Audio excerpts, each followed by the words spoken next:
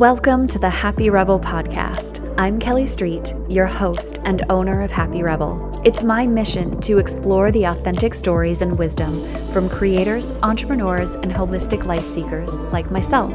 Join me as we challenge societal norms, create room for growth, and connect with the people and the stories that can empower us on our path to becoming happy rebels. Get ready to be inspired and armed with practical tools to navigate your unique journey. Connect with us on Instagram at Happy Rebel, where you can ask questions and share your thoughts. This is the Happy Rebel podcast, where we embrace the dark and the light.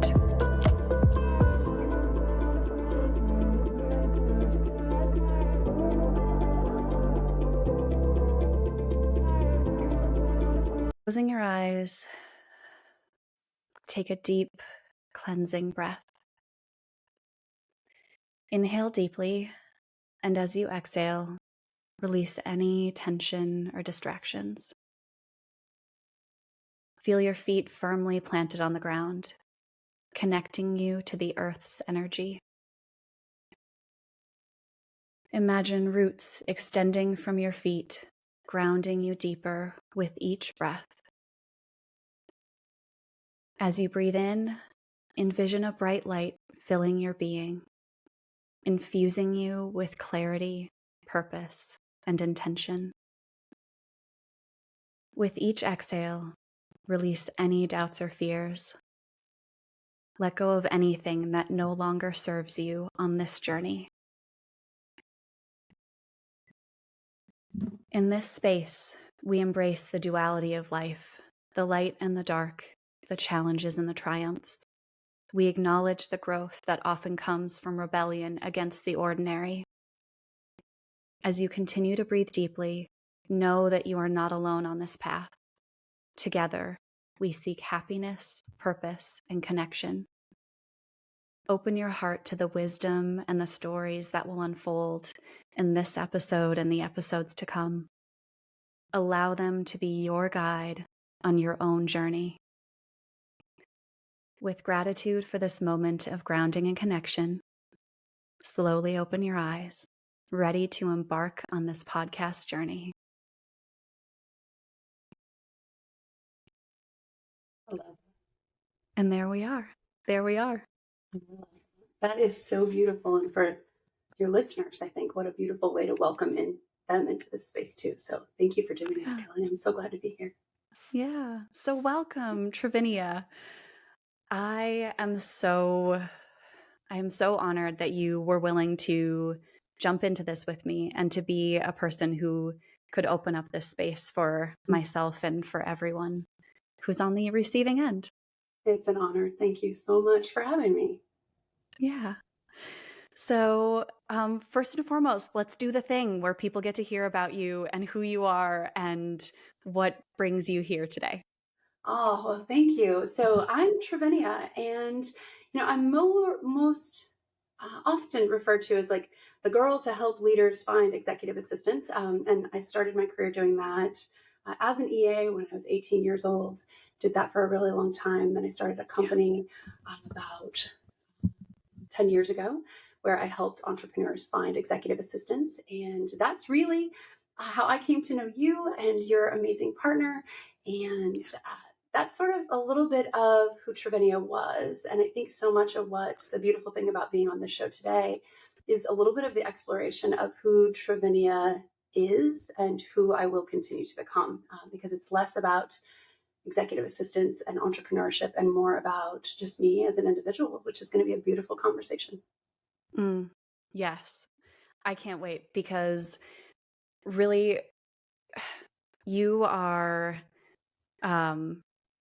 so powerful.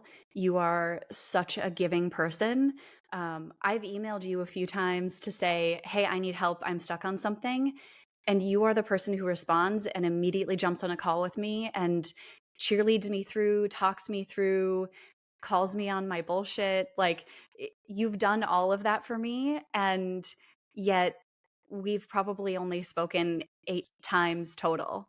And so for you to be able to do that for somebody, it says so much about who you are, and you're such an incredible human. So, yeah. Okay, so where do you want to go? Do you want to dive right in? Like what's next for you? What do you want? Or should we start at the beginning of where I think we can totally start at right now. I think that's actually one of the things that I'm really learning to do, is to be very present. yeah. I have long been the girl who was stuck in the past or worried about the future. And so being right here in this space is, I think, such a beautiful place to begin. We're having this conversation, I think, at such a interesting time because I'm in this like a liminal space, right? Where I find Mm, myself winding down this life and career that I thought I would have had forever. And I'm getting really still about the next phase of my life and what it'll be, whether that's work or relationally or even my hobbies. And so it's a wild time to be having this conversation and to be embracing, I think, really the unknown in ways that I've never allowed myself to. So, yeah, I think let's go. What do you want to know? yeah. Oh, liminal. That's one of my favorite words. So I'm so glad you're using it. Okay, what is the vision? What are the pieces? Because I think what I'm hearing you say is you have a lot of pieces of a puzzle right now. Mm-hmm. So maybe there isn't a full clear vision. So what are some of the pieces? These Yeah, things that you've seen? definitely don't have a very clear vision other than not this, right? Does that make sense? I think that Glennon Doyle, I think, said that one time where she was like, sometimes we don't know what we want. We just know that it's not this. And I think that Mm, that's the experience that I have been embracing over the past probably, I don't know, 5 or 6 years. I think I would have thought 6 years ago that my life's mission was to make as much money as I could make so that I could help as many people as I can. mm, And I still believe in some ways that that's true. But right now, what I'm exploring is what living a life that is less about money and for me has everything to do with like creating space for the things and the people and the ideas that can bring me joy. And then yeah. as a result, bring joy to other people. So I think the idea for me is like really just beginning to take root in my heart that my vision for my life or my purpose doesn't have to be huge in order to be Hmm. meaningful, right? It can be, this is going to sound like a silly example, but it can be like a plate of homemade pasta that I make with love, right? Or a well timed, encouraging note that I might send to a friend. Like that can become my purpose instead of being a New York Times bestseller or having a $10 million company, right? Hmm. That's what's shifting in me. And it's weird because I've always been, my folks would have even told you that, like, she was going to be a millionaire and she was going to be driven and she, Yeah. all that was my focus for so long. And now that that's shifting, it's a little bit of an awkward space to be in, really. I'm like, who am I now that I don't have those big shiny goals anymore? So it's really interesting. Yeah. How did that happen? How did you get to the point where you're letting go of this idea of material success Yeah. and accolades? um, Realizing through a series of really interesting experience, whether that could be breath work or meditation or guided psychedelic psychotherapy, Hmm. to where I was really coming to terms with the fact that I'm enough. Like just me, Trivinia is enough, not Trivinia, the Yeah. entrepreneur or the wife or the mom or the sister, any of those things. And that enoughness question that I think I had been really pondering with my whole life that I didn't Hmm. realize was underneath the surface. I'm playing with that, right? It's almost like I'm taking it out and I'm like looking at it. I'm like, what? I had a recent experience where I was questioning if love could be enough, right? Just love. And I Wow. was really wrestling with what that meant for me. And I had a really beautiful moment where I realized that, um, like back in my childhood, right back before I was even born, I had some wounding there, Hmm. and I had to realize that I had to first. It's such a cliche thing, but I had to first love myself Hmm. before I could love anything or anyone else in any substantial way. Yeah. And so I'm enough, and I can love myself and that can be enough to fulfill me. And then all the Yeah. extra stuff, money and podcasts and books and all of that jazz is just like cherries on top, right? But I'm fulfilled before any of that stuff happens because I'm learning. I'm not there yet, guys, but I'm learning to be settled with who I am just as a human being. Yeah. That's such a big thing that I really struggle with is this idea of, am I doing this for myself or am I doing this because this is part of my bigger purpose? Mm. And I think I'm so afraid, I'm terrified that I'm doing it for my ego. And I think that's fair. And I think it's also fair if there is a portion of that is ego driven, because I think that ego part is going to be the thing that makes you do it scared. It's going to be the thing that maybe makes you push through when maybe your numbers aren't as big as you want them to be, right? Yeah. So there's a piece of us that I think needs our ego to be along for the ride. It just can't be in the driver's seat, right? Like it's a passenger or it's in a suitcase in the trunk, and it's not behind the wheel. And I think that's okay. But you're the therapist. I don't know. You probably have like the background to say of what that should or shouldn't be, but I think our egos have helped protect us and help us get us where we are in so many ways. So I don't want to kill my ego. I just want to like tame it a little bit. Yes. Okay, you're going right where my brain was going, which is like ego death. Yeah. So I had this conversation with a client like a week ago about ego death and whether that is necessary or like whether you should be seeking that out, whether it's with psychedelics or just, through lots of self-help deep work, is like, should we be seeking out the ego death as the end result? Mm-hmm. And I said, much like you said, we need our ego. We need that thing. We're not trying to kill it off. We're maybe experience the death of self that gets us closer to that idea of oneness. But the us still needs to be in there. What I'm exploring the idea of like, what if we could become allies with our ego in a way that allows us to sort of call it out, right? Like we would a friend. Sometimes my husband will tell my kids, sometimes even me, if I'm getting a little sideways, he'll just go, watch your tone, right? And I'm like, what if we could do that with our ego, right? A little bit of like, watch your tone, like you're good. We don't need you to, come in with a hammer right now when what we need is a feather. So yeah, I think that ego serves a purpose. It has definitely kept me safe. But what I'm learning and really reconciling is that there is another part of me that also wants a seat at the table and should be free to the softer part, the empathetic part of me.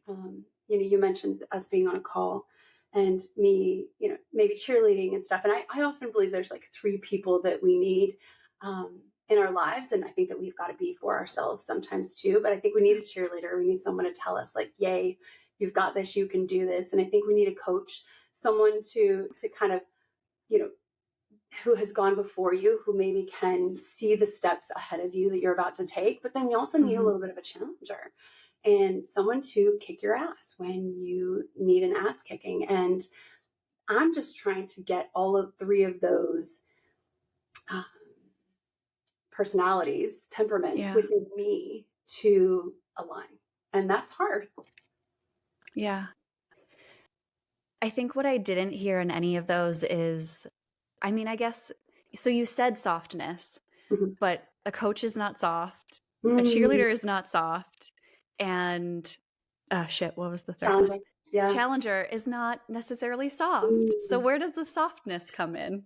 It's so funny. I'll share with you a story. I call myself, and I don't remember where I started this, but I call myself a dainty bitch. I had a friend actually like make me a bottle of gin and with like a label and everything, and it's this gin is called Dainty Bitch. I'm like, we should market that. But I think that a coach, can absolutely be soft. I remember I have long struggled with my weight, and I used to watch the show The Biggest Loser all the time.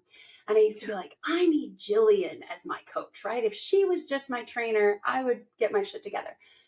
But there would be moments in that show where she would absolutely like get with somebody and be like, what's going on with you, whatever, and be Yeah. soft. But she was also pretty killer, right? Um, Yeah. and so there's this dainty side of me that is very, very soft. Even in a cheerleader stance, when I'm encouraging my daughter who runs track or cross country, right? I can be like, you've got it, go, go, go.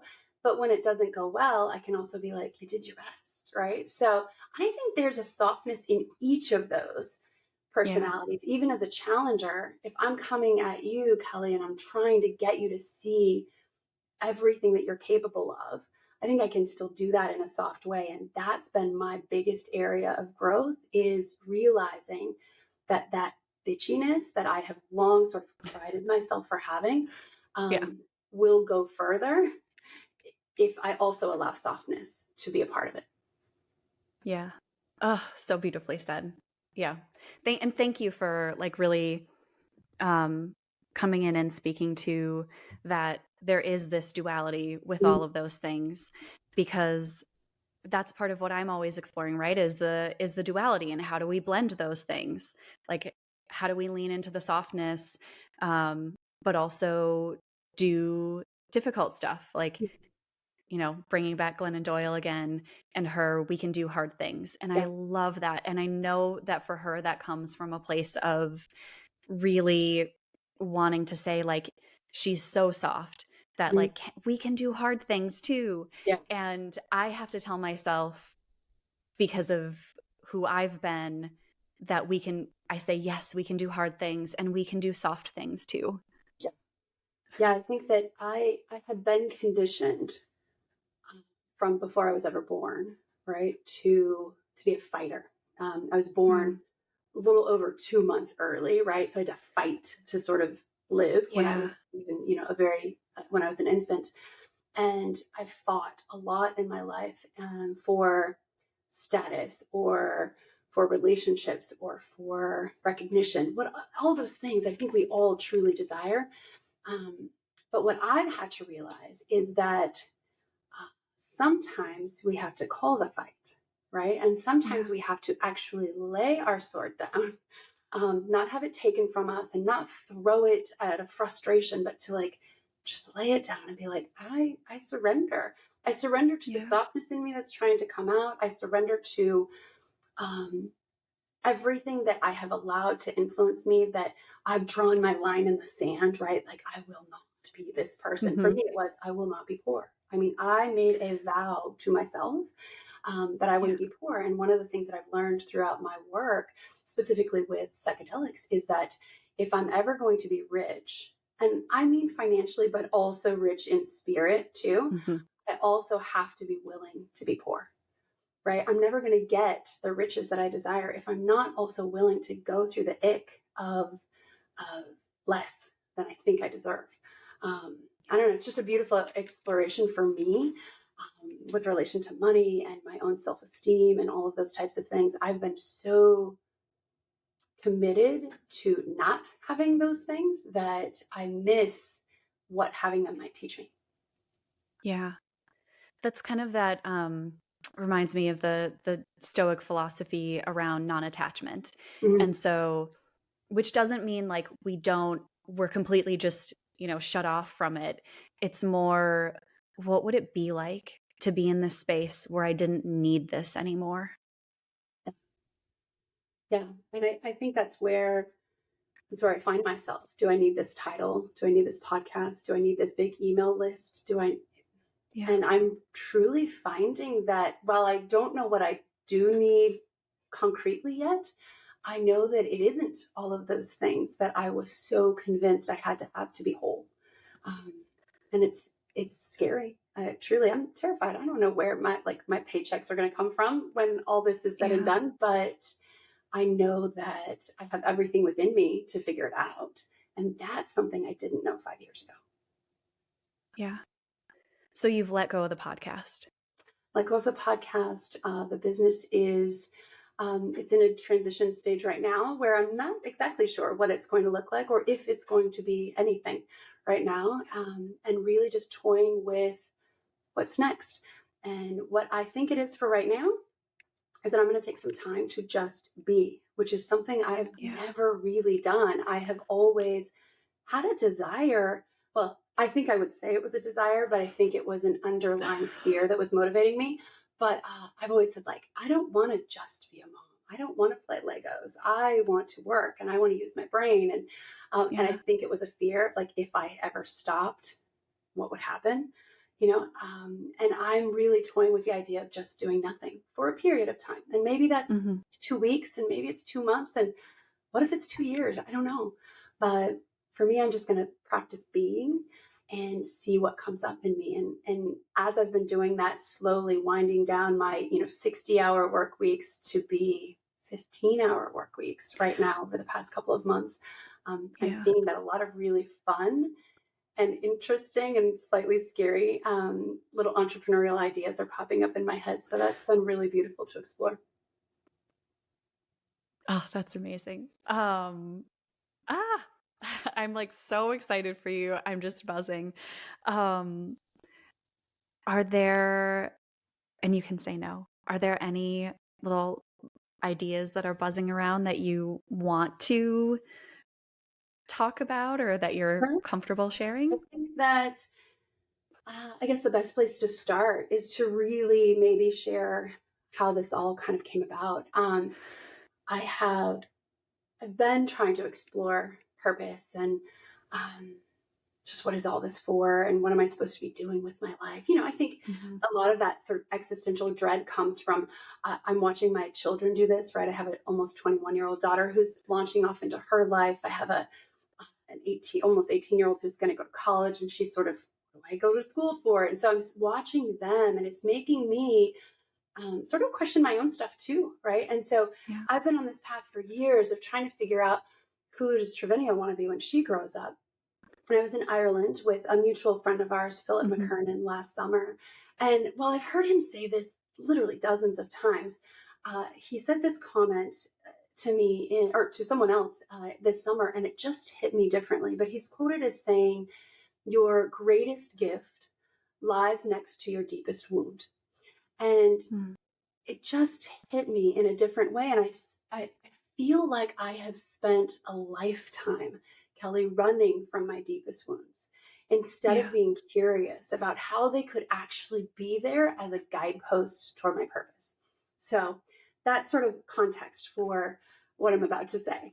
And I've been exploring the idea of sex and intimacy and sexuality and how, because that's sort of where my deepest wounds lie, is from childhood sexual trauma. And and I've been exploring this thing that I really ran from, and what would it look like to be involved in that space, to maybe have a company, to own a store, to coach or mentor or help people who have Mhm. struggled in this area in such a way. And so I've got some fun ideas about like physical product stores. I've got ideas about some mentorship and some different things, that because I worked so hard over the past 6 years to work on that piece for my life, of what could it be like to also help other women and men, I'm sure, who have also had to navigate through how to work within sexual trauma in a marriage. I've been married to my husband for 22 years, and when Mhm. you have sexual trauma, it kind of jacks with your little sexual relations, right? So Yes, um, it does. Speak from experience. so being able to navigate that and share my pain and the sort of Yeah. redemption of that in my life and my marriage, I think could be really beautiful for others. There's a lot of fear that goes into that too, right? I mean, going from super professional and corporate executive assistant Mhm. speak, talking to entrepreneurs, to being like, hey, here's how you find intimacy. Like that just feels very um, it feels laughable. I laugh a lot when I talk about it, but then I'm like, wait, there's some joy in that. And I have long put joy on the back burner for like what I'm supposed to be doing. And so I'm just Yeah. toying with the idea of like burning the boats and being like, what would it what would it be like to talk about sex and do those kinds of things that are very countercultural to at least how I was raised, and at Yes. least everything that my wiring says is okay to talk about. Yes. Wow. And the amount of softness and strength that you will need to be able to walk that path Mm-hmm. too is yeah, I'm just sort of visioning it over here, and I'm like, yes, I see it. I see that path. Um, If that is where you choose to go and what you choose to walk down, I see it because I know, yeah, I, I know we've had a conversation about this, but with, my own sexual trauma and from childhood and adulthood, that and the impact that it has on my relationship, that I haven't heard anyone in this space who says, I have been here, this has happened to me, and here's how I did the work to get through it. mhm. Here's all the pain that accompanied it, and here's all the joy, and here's what I still don't have figured out. Exactly. Exactly. And what a beautiful, for me, what a beautiful thing to leave as an offering. I have 4 daughters. Yeah. Um, 1 in 4 women will be sexually assaulted in their lifetime. I mean, so the chances are pretty high, right? Yeah. And I think what a beautiful offering to them and to maybe their children or their partners, to be able to help them navigate a space where it's often not talked about, and it's so taboo. I could never imagine being on a podcast talking about my sex life, um, 20 years ago. Like, I would Yeah. have thought you guys are crazy. Now, in the quiet of my home with my friends, sure, I'd be the girl that would talk about those things. But Yeah. publicly, I think that I would have told myself all sorts of stories about how that is private and that is between a man and a woman, or a woman and their partner. And I would have made myself all sorts of wrong for even Yeah. thinking about this, let alone, going public and having conversations. So it's a testament to, I think, that rebel in me. I'm a little bit of a nonconformist, and I always have been to a degree, but I felt like publicly I had my own limits, right? Like, I could talk about it with my friends, but Yes. going public felt really scary. And I think that's where I'm trying to push the boundaries of my own ability to go beyond my comfort zone. Yeah. And I I love that that you said that about the rebel, but also having the rules and the boundaries, because Yeah. I think I've discovered that there, people who identify as a rebel also have this very like rule followery in the box, like, well, this is who I'm allowed to be, and over here I like punch out and I break the rules and I do things differently, but then I'm also, in my Yeah. in my box in this way. So, Yeah. Yeah. yeah. It's been a fun time. I mean, really, the past couple of years have been really fun for me, of just thinking, what if?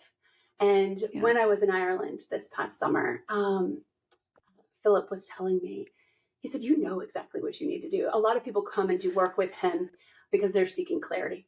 And he's Mhm. like, you have clarity. Like, you know exactly what you want to do. You're just afraid to do it. And I'm like, shit, I am. I am. And so that's Yeah. what I've been sitting with, is really, where does that fear come from?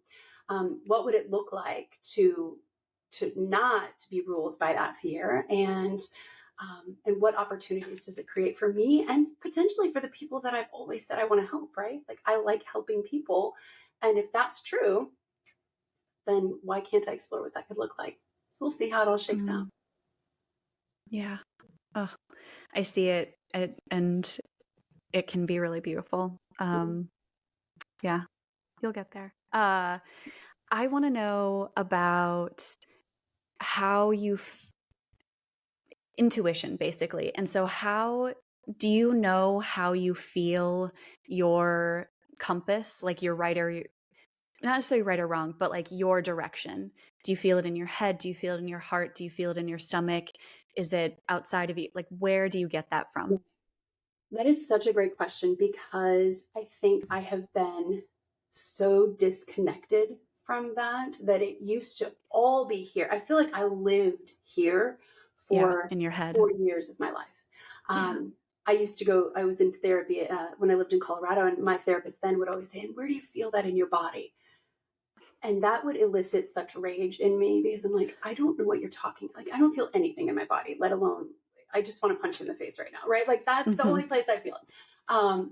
And now I get what she meant by that. And I almost like I feel like I should write her. I'm so sorry that I was so mean to you because I just didn't have any idea what that meant. And for me, um, what allows me to get in my body, to feel it in my body, is moving my body. And Hmm. it's the thing that I fight the most.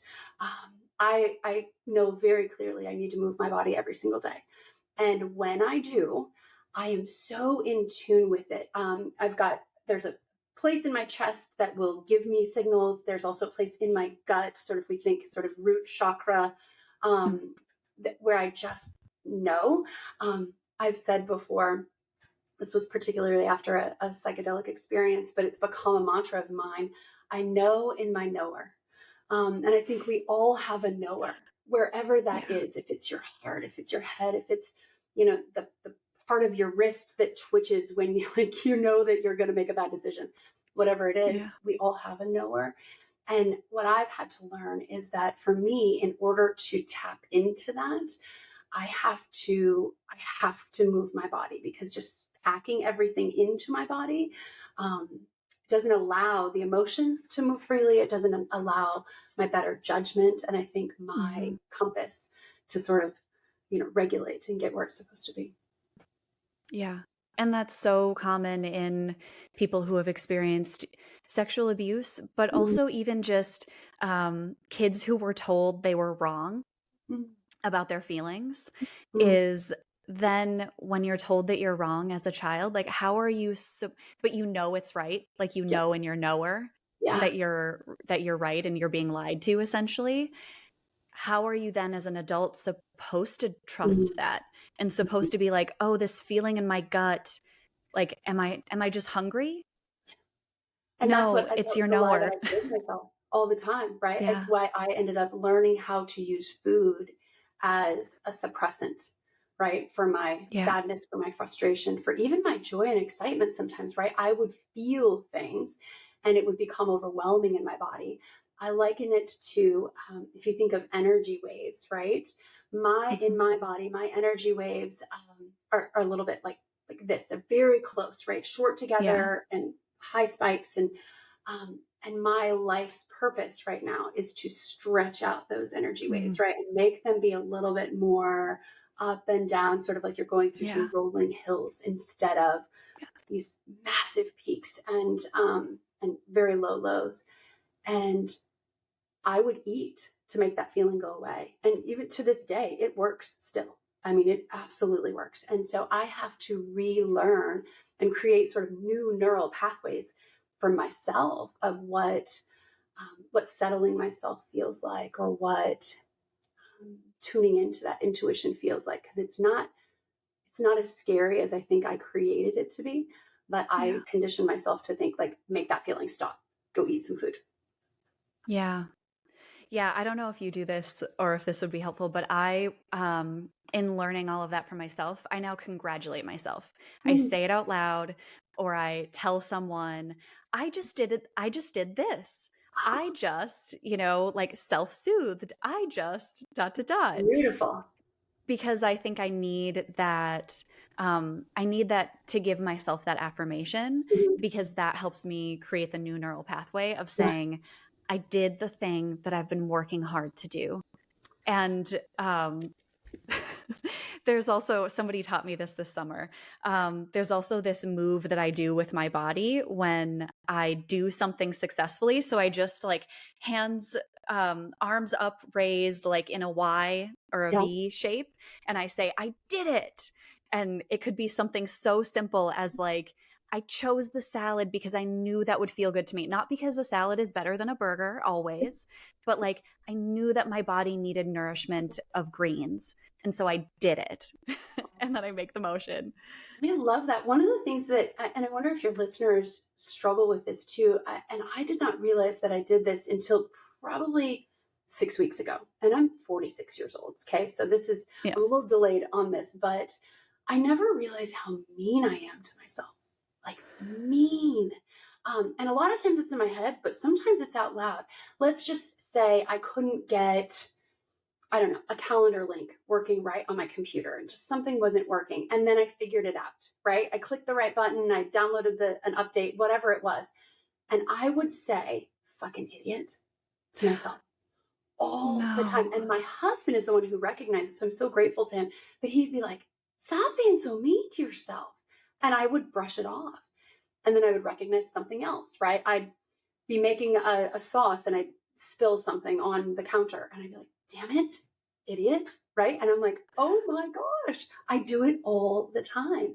And if that's the energy that I'm giving to myself, what energy am I giving to my kids? What energy am I giving to my teammates? Oh my gosh, it was so eye-opening for me, Kelly.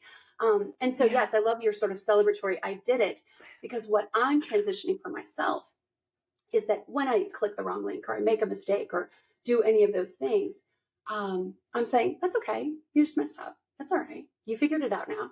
And I'm almost like repatterning um, that habit of beating myself up instead of just like giving myself grace. And I learned that after doing some mirror work, which I think everyone should do. Yes. And I was telling myself, you are kind.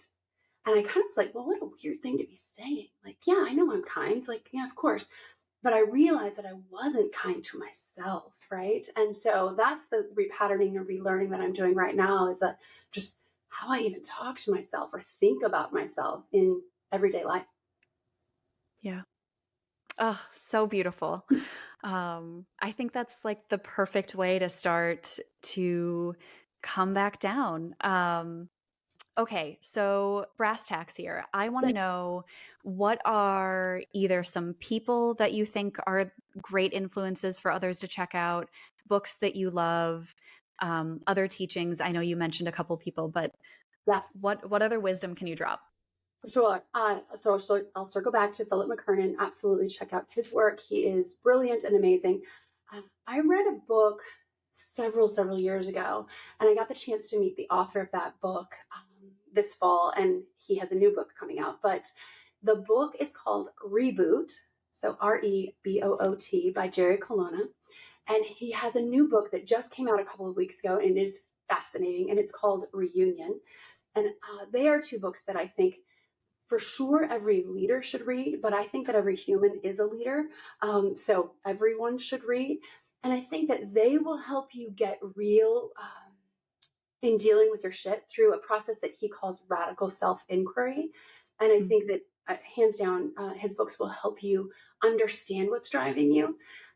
That's powerful. And then I think another book that everyone should read, because if it is not them, it is someone that they love, but a book called The Body Keeps the Score, also really amazing for just understanding humans and how our bodies just hang on to things, whether it's a car accident or getting beat up or trauma or something. We've all had hard lives or know someone who has, and I think that will help us in relating better to them and or ourselves.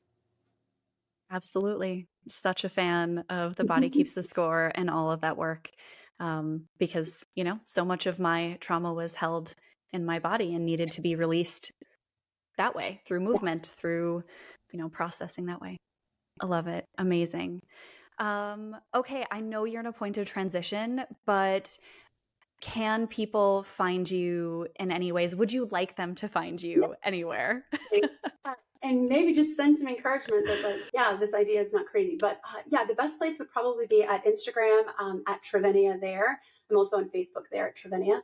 But Trivinia.com is underway, so you can hang out there and see what is yet to come for that. But Instagram is probably where you're finding the most. Perfect. Well, thank you again so much for trusting me to start off this podcast and to be here to join me for the conversation. It's an honor, Kelly. I can't wait to see what you do. Thank you.